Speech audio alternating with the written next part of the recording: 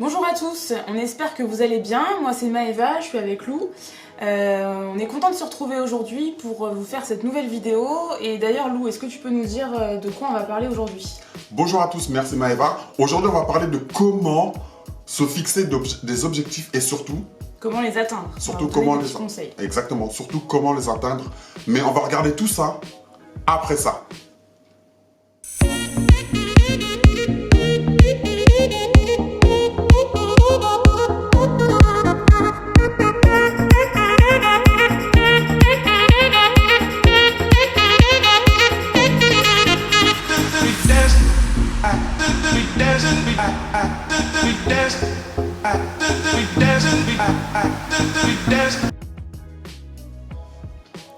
Comment se fixer des objectifs et surtout comment les atteindre.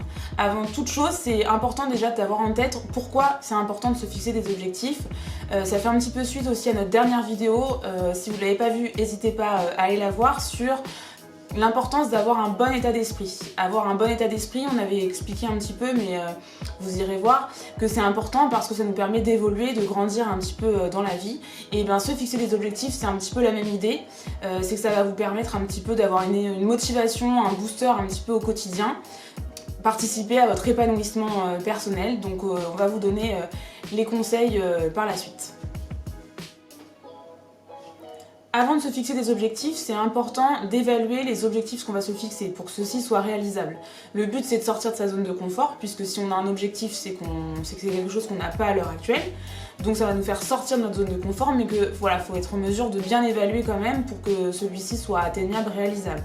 Et se fixer des objectifs, ça veut dire aussi, avant de commencer, évaluer un petit peu les éventuelles difficultés, sacrifices ou efforts que va demander cet objectif. Par exemple, si on se donne pour objectif d'aller courir un marathon d'une 40aine de kilomètres, c'est pas quelque chose qu'on va pouvoir faire en 24 ou 48 heures et qui va nécessiter justement des efforts, des sacrifices parce qu'on va devoir beaucoup s'entraîner, etc., etc. et que ce sera pas forcément tous les jours facile.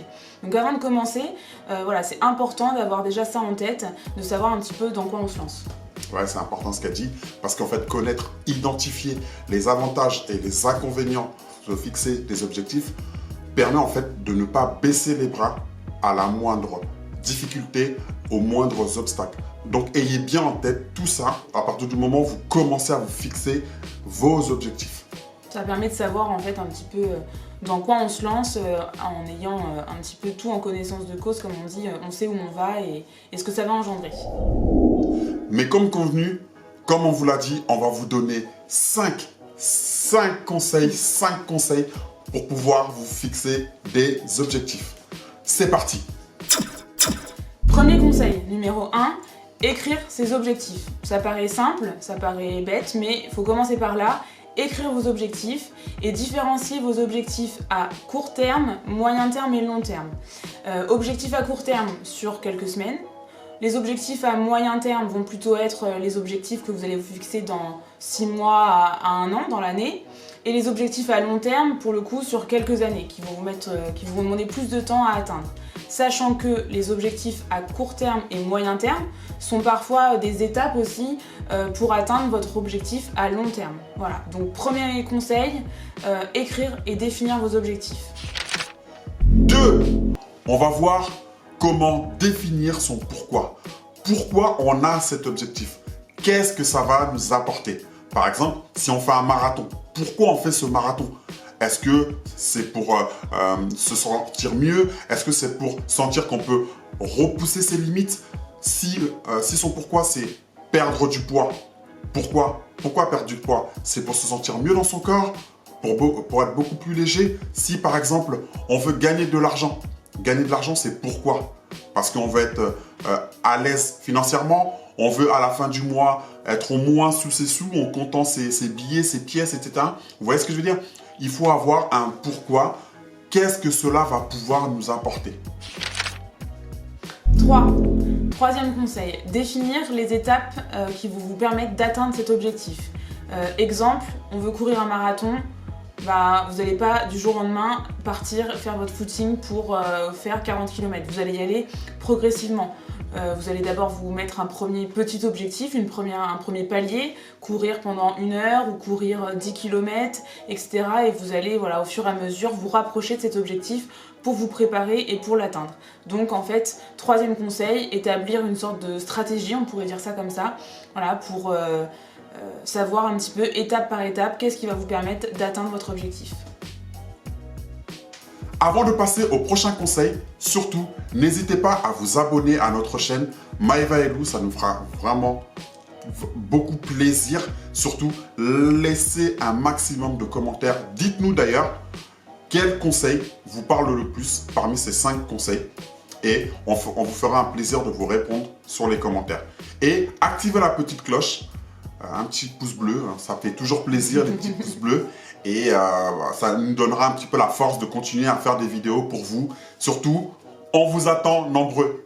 Et également, n'hésitez pas à venir sur notre page Instagram, likez-nous, abonnez-vous à notre profil, follow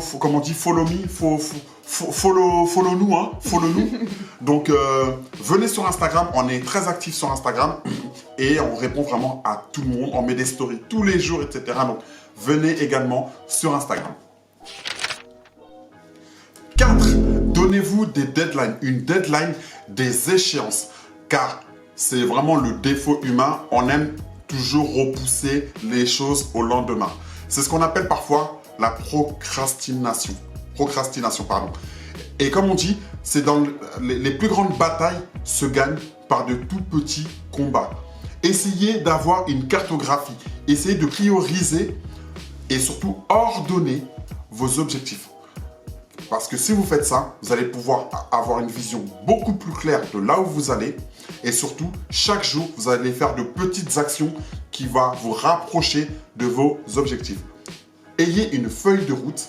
Ça va vous permettre en fait de respecter votre deadline. En gros, ayez des échéances claires et précises. 5e conseil, important, évaluer ou réévaluer régulièrement là où on en est dans notre feuille de route, comme l'a dit Lou tout à l'heure, par rapport à cette échéance et à cet objectif qu'on cherche à atteindre. C'est important de prendre le temps régulièrement d'évaluer et surtout de pouvoir aussi évaluer nos émotions et pas se laisser envahir par nos émotions. Exemple, si on fait face à un obstacle, une difficulté, comme on l'a dit aussi un peu plus tôt, il ne faut pas baisser les bras. Normalement, si on a évalué avant de commencer, on était préparé à ce qu'il y ait potentiellement des choses un peu plus compliquées.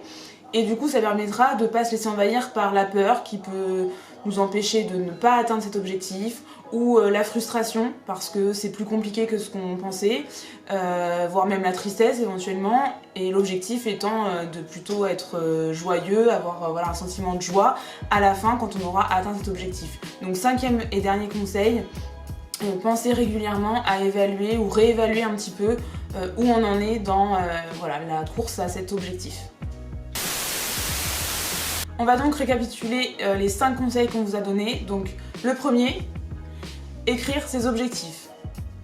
Le deuxième, savoir définir son pourquoi et surtout, qu'est-ce que ça va vous apporter. 3e conseil, définir votre stratégie pour atteindre cet objectif et les différentes étapes.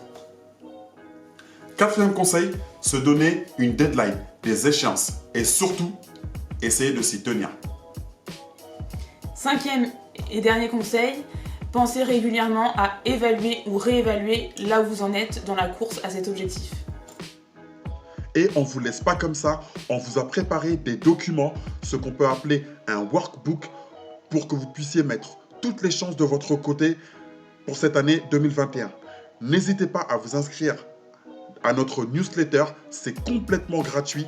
Vous avez le lien en barre de description et on va se faire un plaisir de pouvoir vous l'envoyer. Surtout, n'hésitez pas, mettez toutes les chances de votre côté, les documents sont à vous.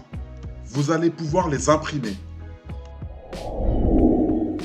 Voilà, c'est à vous de jouer. Maintenant, dites-nous dans les commentaires quels sont les conseils qui vous parlent le plus et surtout, quels sont vos objectifs pour cette année 2021.